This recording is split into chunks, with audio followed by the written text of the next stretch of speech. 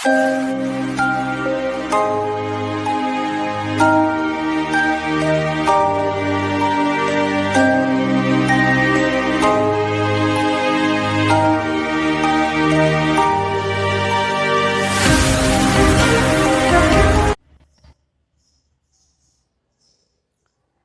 Students, जैसा कि अभी ऑनलाइन क्लासेस अपन पढ़ ही रहे हैं तो उसी के अंतर्गत आज अपन थोड़ा सा चेंज करके नॉर्मली अपन 10वीं 12वीं में तो क्या है कि अभी चल रहा है ये कि सिलेबस चेंज नहीं है, पर अभी क्या है कि 9th 11th और 1 to 8 तक के सिलेबस को थोड़ा चेंज किया गया है। मतलब कि आरबीसी बोर्ड को हटा करके एनसीईआरटी बोर्ड लगा दिया गया है ना।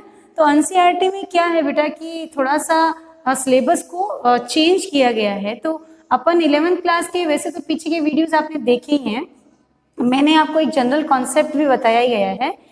तो उस कॉन्सेप्ट में क्या था कि अपन ने आवर्त सारणी को पढ़ा था और आवर्त सारणी कुछ एलिमेंट्स के बारे में बताया था, उनके परमाणु क्रमांक के बारे में बताया था और उस क्रमांक के बारे में बताने के बाद उन तत्वों को कैसे अरेंज किया गया है वो भी आपको बताया गया था, राइट। अब अपन क्या करेंगे कि जब ये चैप्टर अपन जो जनरल कॉन्सेप्ट है वो पढ़ लिए हैं तो थोड़ा सा अब आगे बढ़ेंगे, है ना, क्योंकि थोड़ा अब सिलेबस को शुरू करना जरूरी है। क्योंकि अपन जब पढ़ेंगे नहीं तो फिर अपन को उस चीज के मटेरियल के बारे में पता भी नहीं चलेगा कि सिलेबस में टॉपिक्स क्या क्या हैं, राइट। तो अब अपन क्या करते हैं कि आज अपन केमिस्ट्री का जो टॉपिक है अपना 11th क्लास का उसी को थोड़ा सा आगे लेकर चलेंगे, राइट। तो वो क्या टॉपिक है, कैसे करेंगे, क्या है, वो थोड़ा सा अपन डिटेल में पढ़ते हैं। तो चलो शुरू करते हैं अपन कि सबसे पहले अपने पास इस बार जो एनसीईआरटी ने सिलेबस दिया है उसके अकॉर्डिंग उसने क्या किया है, बुक को 2 भागों में डिवाइड किया गया है ना। रसायन विज्ञान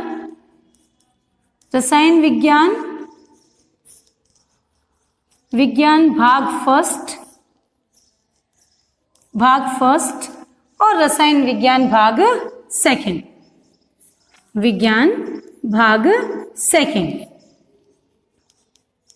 राइट। अब ये सेकंड जो फर्स्ट और सेकंड में क्या अंतर है, जनरली अपन केमिस्ट्री की बात करें तो 2 ही होते हैं, इनऑर्गेनिक और ऑर्गेनिक,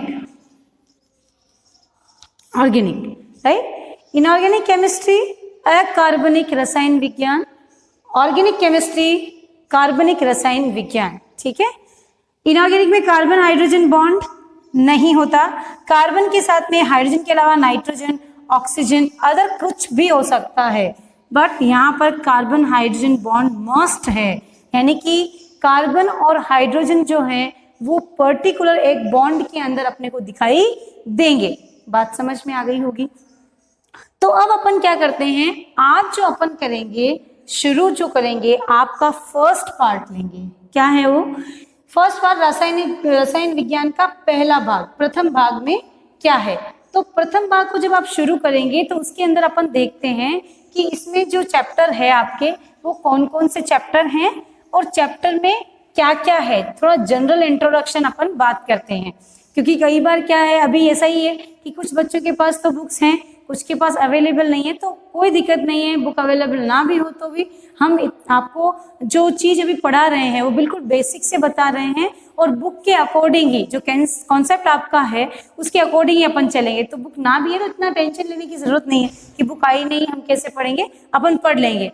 दूसरी बात, जो 10th से 11th में बच्चे अभी आए हैं तो अभी इनका रिजल्ट नहीं आया है, तो वो कहीं ये भी सोच रहे हैं कि अभी हमें क्या पता कि हमें क्या लेना। नहीं बेटा, 10वीं ये फिक्स नहीं करता कि अपने टारगेट्स क्या हैं। अपने टारगेट्स तो हम बचपन से ही अपने पास अचीव वो होता है, फिक्स होता है कि अपन को क्या अचीव करना है, राइट। जैसे कि अपने को बचपन से ये होता है कि अपने को डॉक्टर बनना ही है, तो वही उसी फील्ड में अपन उसी तरह की तैयारी करते हुए चलते हैं। तो यहाँ पर भी मैं यही कह रही हूँ कि 10th का रिजल्ट नहीं आया है तो इसको सोचकर आप स्टडी को रोकेंगे नहीं कि हम लोग तो जब रिजल्ट आएगा तो ही फैकल्टी चूज करेंगे फिर पढ़ेंगे। नो, अपना माइंड सेट है कि अपने परसेंटेज कितने भी आए अपने को साइंस पढ़ना है, क्योंकि मेहनत है ना, जो आप मेहनत करते हैं वही आपके रिजल्ट को शो करेगा। तो जो मेहनत अपन कर रहे हैं, जो नॉलेज अपने को है, वो अपने आप फैकल्टी के लिए सफिशिएंट होता है कि अपन क्या चीज को किस तरीके से हैंडल करना है। तो ध्यान करेंगे। तो साइंस वाले जो बच्चे हैं वो पहले से ही मानसिकता बनाए हुए होंगे कि हमें ये साइंस लेना ही है, तो उन बच्चों को पता होना चाहिए कि जब साइंस आप टॉप ले रहे हैं फैकल्टी के रूप में, तो उसके अंदर अपने को 3 फैकल्टी के अंदर, इस साइंस फैकल्टी के अंदर अपने पास जो ऑप्शनल होता है वो क्या होता है आपका भौतिक विज्ञान, रसायन विज्ञान और उसके बाद में इन्हीं के अंदर ऑप्शनल 2 होते हैं गणित और जीव विज्ञान। तो ये अपन जब चूज करते हैं तो ये तो अपने को लेना ही है, फिर इसके बाद में मैथ्स या बायो में से एक फैकल्टी को चूज करना है अपने को कि मैथ्स लेंगे या फिर आप बायोलॉजी लेंगे। तो कुछ भी आप चूज कर सकते हैं, लेकिन फिजिक्स केमिस्ट्री ऐसे सब्जेक्ट्स हैं जो कि 11th और 12th में कॉमनली चलते हैं, राइट। तो अपने को अब ज्यादा डाउट नहीं करना है, ज्यादा ध्यान डाइवर्ट नहीं करना है। जिन बच्चों की मानसिकता पहले से सेट है कि हमें साइंस लेना है तो वो उसके अकॉर्डिंग ही चलेंगे। अब अपन शुरू करते हैं कि अपने जो पहला भाग है रसायन विज्ञान का, उसके अंदर कुल कितने चैप्टर्स हैं। तो रसायन विज्ञान का जो फर्स्ट पार्ट है, भाग प्रथम जो है, उसके अंदर अपने पास बेटा 7 चैप्टर्स हैं। टोटल कितने हैं, कितने पार्ट हैं टोटल अपने पास, चैप्टर कितने हैं 7, राइट। इसके अंदर जो पहला चैप्टर है आपका, वो आपका आज का प्रकरण मैंने लिख रखा है, पदार्थ की मूलभूत अवधारणाएं, राइट। दूसरा जो अपना लेंगे पदार्थ की मूलभूत अवधारणाएं, राइट। और उसके बाद अपने पास जो सेकंड चैप्टर आता है वो होता है परमाणु की संरचना। तो अपने को पदार्थ की जो मूलभूत अवधारणा है उसके अंदर क्या पढ़ेंगे कि पदार्थ किन से बना होता है, पदार्थ का मूल कॉन्सेप्ट क्या है, यानी बेसिक उसका क्या है। पदार्थ के अंदर कण होते हैं, कण को हम परमाणु कहते हैं। तो परमाणु के बारे में बहुत अच्छे से बताया गया है। उसके बाद में पदार्थ की अवस्थाएं बताई गई है, उसकी प्रकृति बताई गई है, उसके बाद में पदार्थ का क्लासिफिकेशन किया गया है। फिर मोल कॉन्सेप्ट है, पदार्थ के बारे में उसके नियम दिए गए हैं बहुत सारे, लाइक द्रव्यमान संरक्षण का नियम है, स्थिर अनुपात का नियम है। ये सब अपन रीड किसमें करेंगे, फर्स्ट चैप्टर में। परमाणु संरचना, परमाणु की संरचनाएं कैसी होती है, यानी कि परमाणु किस प्रकार की संरचना में प्रदर्शित किया जाता है। तो अलग अलग साइंटिस्ट आए, अलग अलग साइंटिस्ट आके परमाणु के बारे में बताया, जैसे कि रदरफोर्ड है, थॉमसन है ना, बोहर है। तो ये सब साइंटिस्ट आकर के अलग अलग अवधारणाओं को समझाया गया था, ठीक है। उसके बाद में परमाणु की संरचना के बाद, उसके बाद में बोहर ने कई त्रिज्याएं बताई। उसके बाद इलेक्ट्रॉन्स के बारे में बताया कि इलेक्ट्रॉन्स कैसे मूव ऑन करते हैं कक्षकों के अंदर। ये सब भी इसके अंदर थोड़ा थोड़ा डिस्क्राइब किया गया है। पूरे चैप्टर में बहुत अच्छे से डीपली इसको समझाया गया है। उसके बाद तीसरा चैप्टर आपका आता है तत्वों की आवर्तिता व वर्गीकरण, राइट। तत्वों की आवर्तिता, जैसे कि मैंने पीछे के वीडियोस में आपको आवर्त सारणी को समझाया गया है। तो उसके अंदर जो गुणधर्म मैंने बताए हैं आवर्त सारणी के अंदर, लाइक आयनन ऊर्जा, इलेक्ट्रॉन बंधुता, परमाणु क्रमांक, परमाणु त्रिज्या, परमाणु संख्या, अपरमाणु द्रव्यमान, ये सब मैंने डिटेल में बताया गया है। तो उसके अकॉर्डिंग भी अपन इसको रीड कर सकते हैं। बिल्कुल इस चैप्टर के अंदर यही सब बताया गया है। आवर्तिता मतलब बार बार गुणों का रिपीटेशन होता है, यानी कि बार बार उन्हें दोहराया जाता है, बाएं से दाएं, ऊपर से नीचे। उसके बाद आपका चौथा चैप्टर जो है वो क्या है, रासायनिक बंध, रासायनिक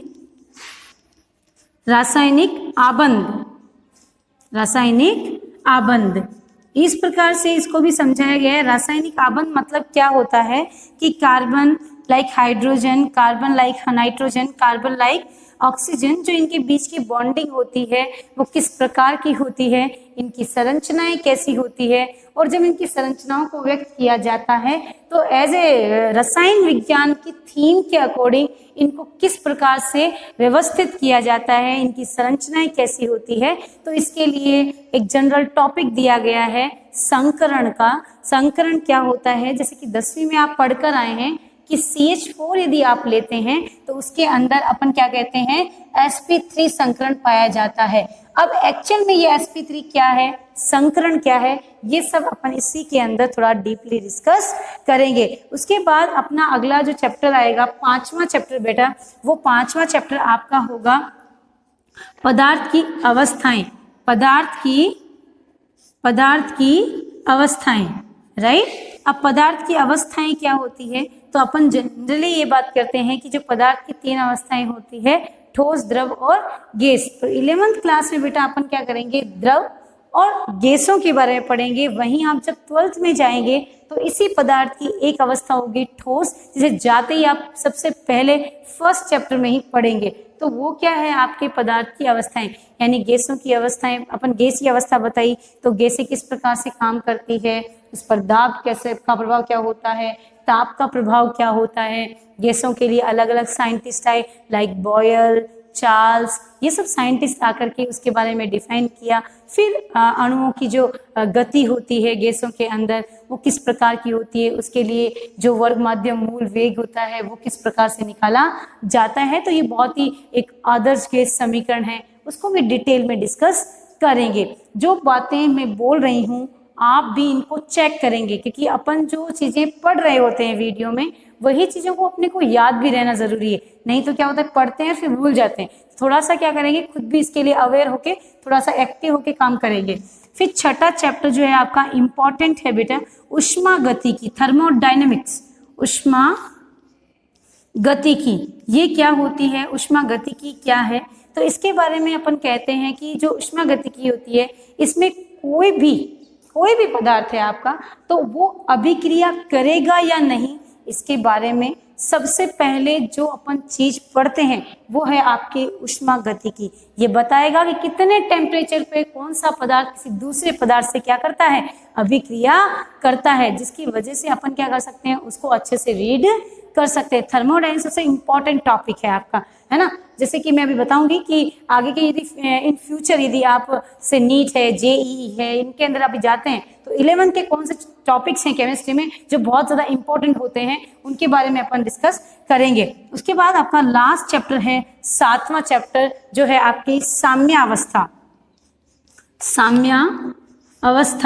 साम्यावस्था टॉपिक जो आपका है वो 7th चैप्टर है। इसके अंदर 2 टॉपिक अपन डिस्कस करेंगे, आयनिक साम्य और रासायनिक साम्य, यानी एक चैप्टर के 2 पार्ट हैं, उनको आप थोड़ा सा डीपली डिस्कस करेंगे। साम्य मतलब कोई अभिक्रिया जब होती है तो उस समय अभिकारक और उत्पाद जो होते हैं बेटा वो बराबर हो जाते हैं, तो उस समय वो अवस्था क्या कहलाती है, उसकी साम्यावस्था कहलाती है। तो इस प्रकार के जो अपने चैप्टर्स हैं वो 7 चैप्टर का एक ही बुक है आपकी, यानी फर्स्ट पार्ट है, जिसको मैंने तत्वों के नाम के साथ एक जनरल आपको इंट्रोडक्शन भी बताया है कि किस चैप्टर में क्या है, राइट। अब अपन देखते हैं कि आप जब नीट की तैयारी करते हैं और जेईई की तैयारी करते हैं, अदर भी अपन कहीं जाते हैं, तो अपन साइंस को ही लेकर आगे बढ़ रहे हैं, तो कौन से टॉपिक्स ऐसे हैं जिनको अपने को वास्तव में होल्ड करके रखना चाहिए, अपने को वो चीजें आनी चाहिए। तो उसके अंदर अपने सबसे पहले जो टॉपिक है आपका, एक तो है ये परमाणु की संरचना। ये इतना मोस्ट है जिसके अंदर अपन क्या करते हैं कि वो टॉपिक जो है आपका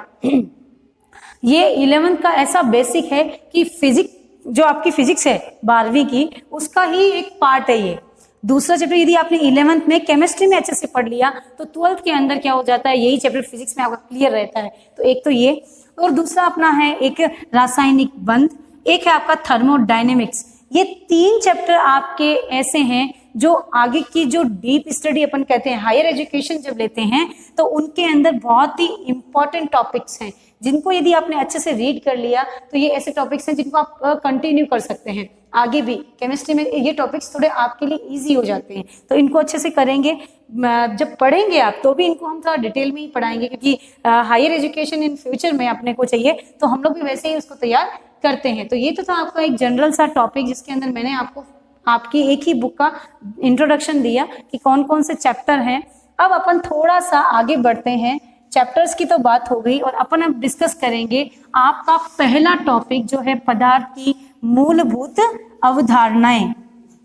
तो मूलभूत अवधारणाएं क्या होती है, कैसे होती है, तो सबसे पहले जब एक बुक को खोला जाता है, एक बुक को हम खोलते हैं तो अपनी बुक का नाम क्या है, रसायन विज्ञान, करेक्ट। रसायन विज्ञान, तो रसायन विज्ञान होता क्या है ना। आप जैसे साइंस लेते हैं तो जनरली अपन रसायन साइंस लेते ही अपने को कोई पूछ रहा है अपने विज्ञान लिया तो विज्ञान होती क्या है। वैसे ही आपने साइंस में केमिस्ट्री टॉपिक पढ़ रहे हैं, यदि सब्जेक्ट पढ़ रहे हैं तो केमिस्ट्री होता क्या है, तो पहले तो सब्जेक्ट का पता तो हो ना, परिभाषा तो उसकी आनी चाहिए ना। जब तक उसकी परिभाषा नहीं आती तो फिर मतलब नहीं है पढ़ने का, क्या मतलब हुआ फिर।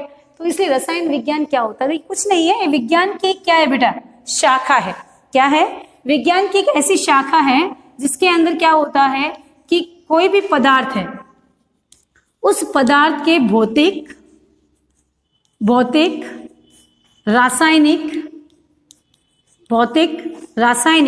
तथा रासायनिक गुणों तथा मापन की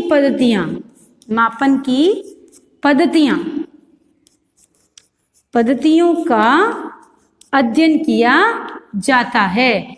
ये क्या है आपकी केमिस्ट्री। क्या है केमिस्ट्री, क्या होती है, कोई भी पदार्थ है आज अपने वर्ल्ड में, मतलब वर्ल्ड की बात कर रही हूं, ध्यान दें, वर्ल्ड में कोई भी ऐसी चीज नहीं है जहां पर रसायन नहीं है। किसी भी चीज को ले लो, इंसान से लेकर किसी भी वस्तु को आप ले लें, निर्जीव वस्तु भी इवन, वहां पर भी क्या होता है, रसायन होता ही है।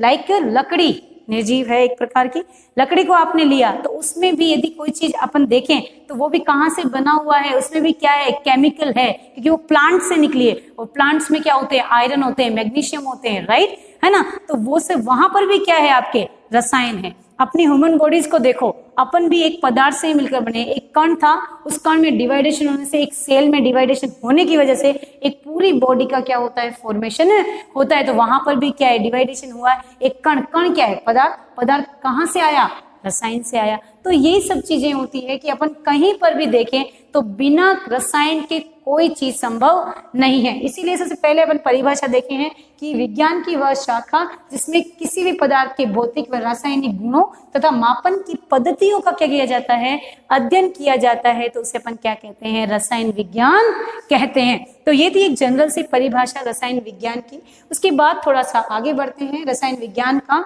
अपन यदि देखें कि जो फादर ऑफ केमिस्ट्री है वो किसे कहा जाता है, तो फादर ऑफ केमिस्ट्री जो है आचार्य प्रफुल्ल चंद्र राय को कहा गया है। किसको कहा गया है, आचार्य प्रफुल्ल चंद्र राय जो क्या है, फादर ऑफ केमिस्ट्री के नाम से जाने गए हैं। उन्होंने एक बुक लिखी थी बेटा, the history of Hindu chemistry. Book का नाम क्या था, द हिस्ट्री ऑफ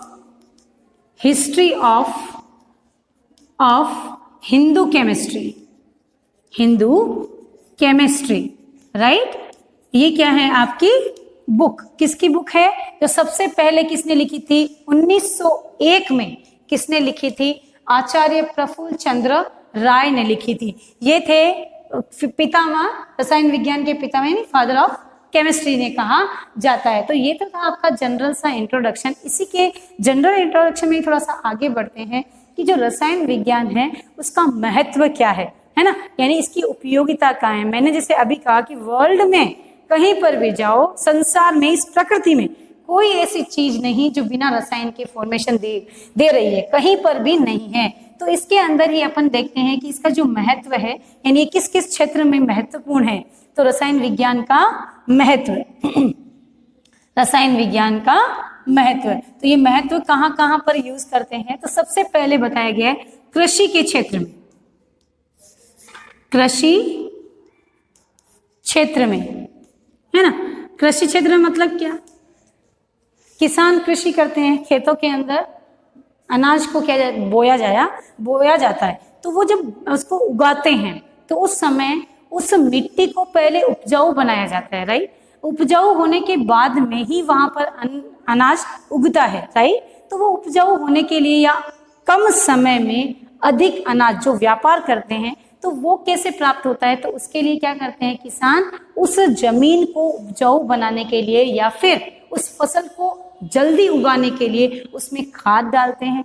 खाद जो होती है वो क्या है आपकी रासायनिक पदार्थ है, लाइक यूरिया। तो इस तरह की खाद वगैरह डाल करके कृषि को क्या किया जाता है, कम समय में उन्नत किस्मों को तैयार किया जाता है। तो इस प्रकार कृषि क्षेत्र में भी इसका बड़ा महत्व है। उसके बाद में इसका उद्योगों में भी औद्योगिक क्षेत्र में भी क्या है, औद्योगिक क्षेत्र में भी इसका बहुत उपयोग है। तो औद्योगिक क्षेत्र में उपयोग होने का मतलब क्या है, आज जैसे इंडस्ट्रियल एरिया में जाओ, फैक्ट्रीज को देखो, तो फैक्ट्रीज जो बन रही है वो कहाँ है, कैसे बनती है? ऑफकोर्स पहले तो बिल्डिंग तैयार कर रहे हैं, तो बिल्डिंग का कैसे बनेगी? Of course cement. और सीमेंट क्या है, एक केमिकल। केमिकल किससे तैयार होते हैं? केमिस्ट्री, रसायन से तैयार होते हैं ना।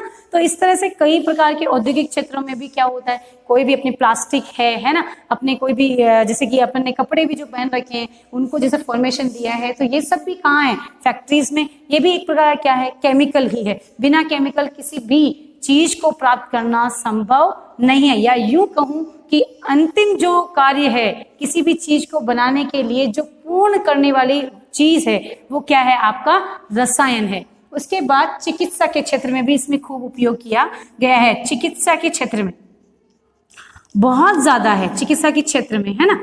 जैसे कि आज जितनी भी मेडिसिन हैं उनमें साल्ट तो होता ही है, होता ही है। वो साल्ट कितना होगा, कितनी मात्रा में होगा, किस एज के लिए कितना लिया जाएगा, ये सब किस पर डिपेंड करता है? एक रसायन पर निर्भर करता है। यानी वो रासायनिक पदार्थ ही बताएगा कि साल्ट की मात्रा कितनी होनी चाहिए। यदि आपने ज्यादा ले ली तो वो साइड इफेक्ट करेगी या नहीं करेगी, ये भी हम लोग इसी के अंदर पढ़ते हैं। तो एक मैं बताती हूँ इंपॉर्टेंट बात इसके अंदर, जो अपने कह रहे हैं कि जो अपने पास आयोडीन होती है ना, तो ये आयोडीन जो होती है इसका जो मात्राएं होती है, आयोडीन जो होता है ये क्या करता है, आपके थायराइड ग्रंथि जो होती है आपकी, वो कैसे कार्य करती है, इसलिए इस आयोडीन का उपयोग किया जाता है। थायराइड ग्रंथि 10वीं में पढ़ के आए हो, थायराइड ग्रंथि जो होती है वो कैसे फंक्शन करती है, उसको ज्ञात करने के लिए आयोडीन का यूज किया जाता है। एक सबसे इंपॉर्टेंट टॉपिक, अपन आजकल जो कैंसर है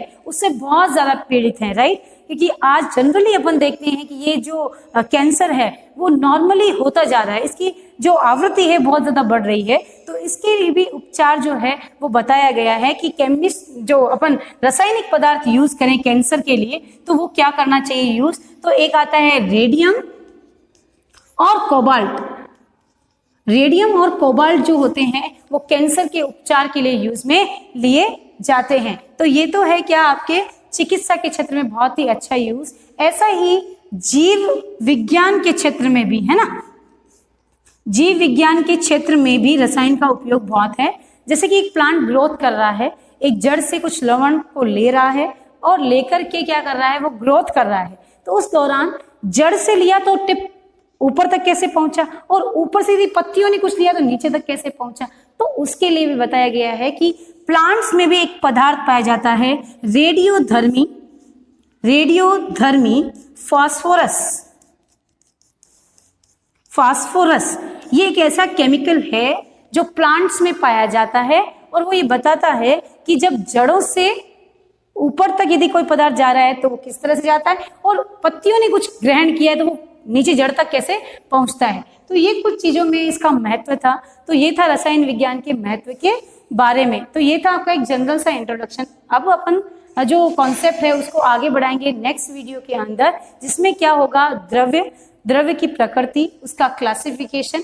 इसीलिए अपन आज केवल जनरल बातें ही की है ताकि आप एक रिदम पकड़ें कि अपने को अब 11th में जो साइंस लेना है उसमें जो टॉपिक्स हैं अपने को कैसे रीड करना है। तो इसलिए आपको एक बेस आज तैयार किया गया है। तो कोशिश यही करो कि जितना हो सके बेटा पढ़ना शुरू करें ताकि आपको ये सब चीजें समझ में आए। देखो हर चीज आसान नहीं है बेटा, अपन ये सोचते ही हैं कि अपन ठीक है अपने को आ जाएगा पढ़ लेंगे, लेकिन जब तक आप उसको पढ़ेंगे नहीं तब तक उसको चीज को पता नहीं, यानी मैदान में उतरना ही पड़ेगा यदि किस चीज को अपने को अचीव करना है। तो इसलिए कोशिश करो कि घर पे बैठ के अच्छे से इसको रीड करें। Thank you.